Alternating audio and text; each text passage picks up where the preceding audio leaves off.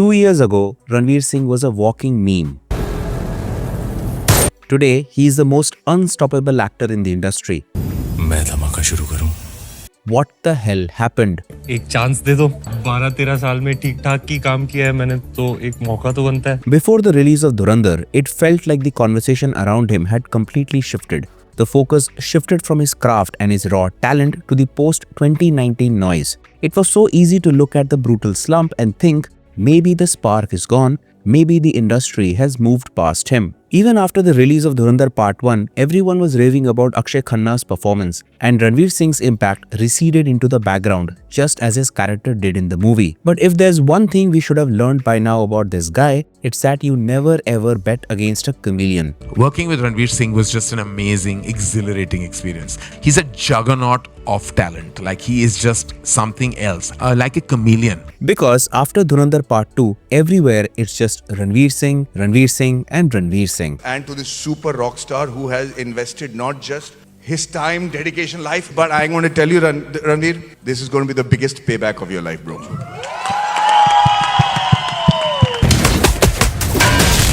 Today, we are breaking down the insane rise of Ranveer Singh's stardom after Dhurandhar and how the actor silenced his loudest critics by doing the one thing they didn't expect. Let's find out by taking a stroll down memory lane to really understand the absolute magnitude of his current comeback, because context is everything. When Ranveer entered the Hindi film industry, he wasn't carrying a massive legacy surname. He didn't have a godfather hand-delivering scripts to his doorstep. He made his debut with Band Baja Barat, and he was so raw, so utterly convincing as the Delhi boy Bittu Sharma that half the audience genuinely thought Yash Raj Films had literally picked up a local kid from the streets of Janakpuri. He didn't have the conventional, polished gym bro look of a 2010s Bollywood debut, but what he did have was an uncontainable, almost radioactive level of hunger. You could see it in his eyes. This guy wanted to be a star more than he wanted to breathe. Promise, मैं कभी friendship के आगे नहीं बढ़ूंगा।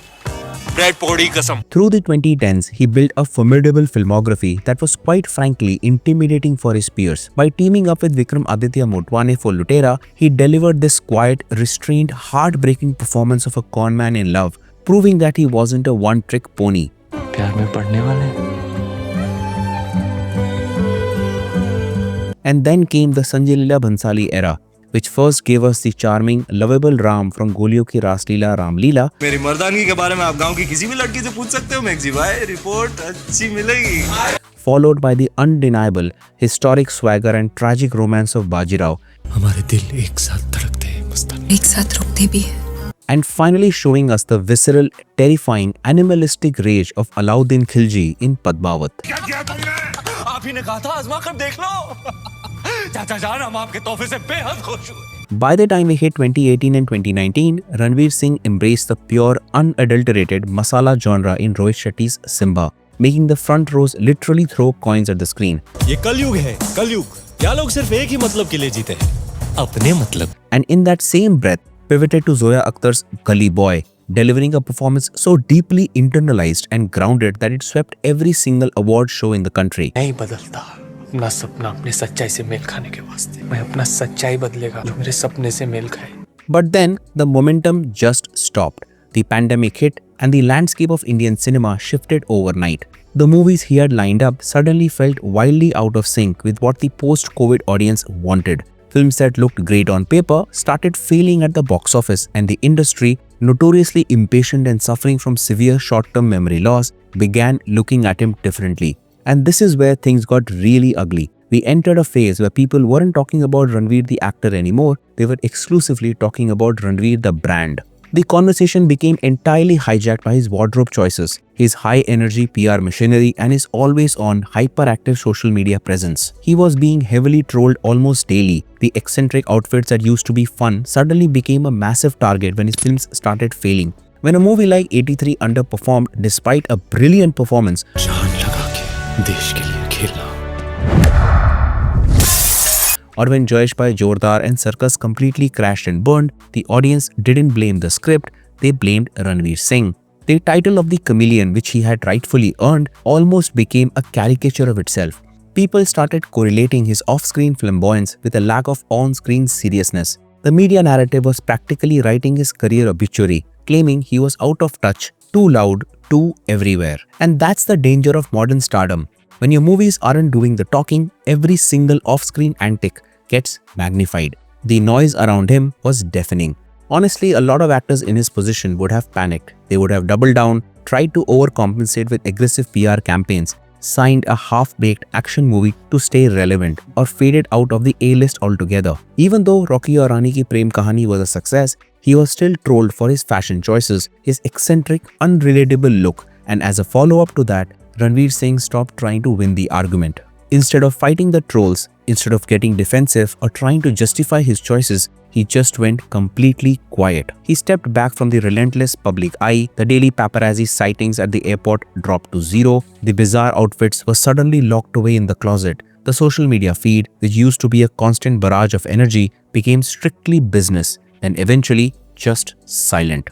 This was the silence before the storm. He knew that you can't talk your way out of a box office slump. You cannot PR your way out of a string of flops. You have to act your way out of it. And so he completely surrendered himself to the craft. We didn't know it at the time, but while the internet was writing him off, he was undergoing an intense, grueling preparation. While people were busy making viral memes about his past outfits, he was quietly morphing into a completely new entity. He was enduring 45-degree heat in heavy, uncomfortable prosthetics. He was putting his head down, ignoring the outside world, and just doing the brutal, unglamorous work of building a character from the ground up. He realized that to make the audience fall in love with his characters again, he had to starve them of his off-screen persona. And then came 2025, and Dhurandhar dropped, and it hit the Indian film industry like a silent, lethal assassin. It wasn't just a hit, it became a cultural phenomenon, doing over 13 crores business worldwide. But what was truly fascinating, what really shook the industry to its core, was how Ranveer played it. He completely, fundamentally redefined what it means to be a leading man in an Indian spy thriller. Look at the recent spy movies we have had. They created this mythical, almost superhero-like archetype. A covert agent who casually dances in designer clothes in foreign locations, wears aviators indoors, and single-handedly fights off an army while delivering punchy one-liners. Ranveer shattered that illusion into a million pieces. ये नया हिंदुस्तान है, ये घर में घुसेगा भी और मारेगा भी. In Dhurandhar Part 1, he played it subtly and incredibly grounded. He willingly took a step back and let his co-stars do the loud, aura-farming heavy lifting, while he blended into the background. He behaved exactly like a real undercover intelligence asset infiltrating a criminal network, unnoticed, unremarkable until the exact moment he needs to strike. Ranveer का pack up हो गया है, मेरा scene चल रहा है या किसी और का चल रहा है, वो जा ही नहीं रहा है वहां से सेट से, उधर ही बैठा हुआ, क्राउड मैनेज कर रहा है, असिस्टेंट डायरेक्टर बन गया है, क्योंकि हीरो को लगता है ये मेरी फिल्म है यार, ये चलेगी तो मुझे फायदा होगा, ये चलनी चाहिए, मुझे इसके लिए अपना बेस्ट देना है. This is exactly where you realize the true scale of his talent. Ranveer Singh is probably the one who still carries that 90s flamboyance and is becoming more relatable and normal than before. His performance in Dhurandhar didn't just do well, it broke records. It actually outperformed the opening weeks of some of the veterans' biggest hits. Ranveer has this unique ability to be mass and class at the same time. If Part 1 was that meticulous setup, March 2026 gave us the absolute unmitigated explosion. Pakistan का मुस्तकबिल अब हिंदुस्तान तय करेगा. Dhurandhar The Revenge has basically broken all rules of conventional filmmaking, crossing the 900 crore mark globally in just its first week.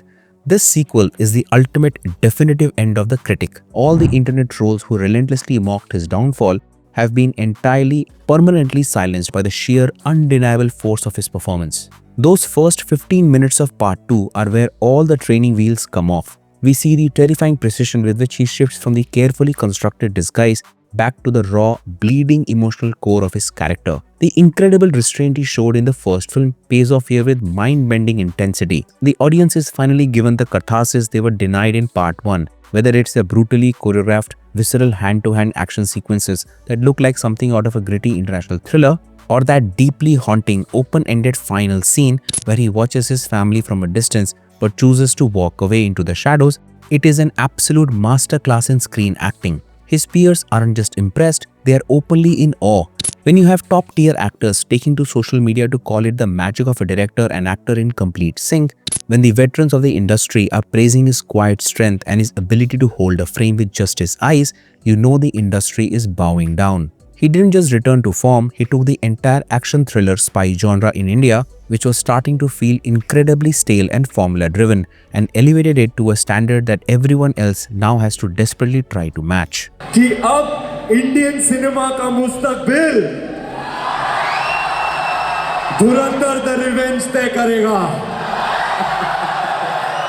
So where does that leave us at the end of this incredible roller coaster? It leaves us looking at an actor who has proven himself to be completely, entirely future-proof. Ranveer Singh survived the lowest, darkest point of his career not by changing who he fundamentally is, but by violently reminding us of what he can do when the cameras roll. He isn't trapped in the gilded cage of an action hero image or a romantic lead or a comedy star. He is a true chameleon who can mold himself into literally whatever the cinema of tomorrow demands. When the industry desperately needs a grounded, gritty, hyper-realistic, emotionally broken spy, he gives them exactly that. When the masses need an absolute, unapologetic, whistle-worthy spectacle, he delivers that too with a massive grin on his face. The trolling, the bad box of his face, the endless PR noise, the memes, all of it is just a tiny, insignificant footnote of his past. Because when you strip away the flamboyant outfits, when you ignore the sensational headlines, and when you tune out the social media chatter, you are left with an artist who is ruthlessly, obsessively dedicated to his craft, making him absolutely unstoppable. You're goddamn right. That is my take on the insane rise of Ranveer Singh's stardom after Dhurandhar, but I would like to hear from you guys in the comments below. Please subscribe to this channel for more such videos, and if you are interested in watching more, check out a video on the Khans in the new generation in Bollywood right here. Thanks for watching, and I'll see you in the next one.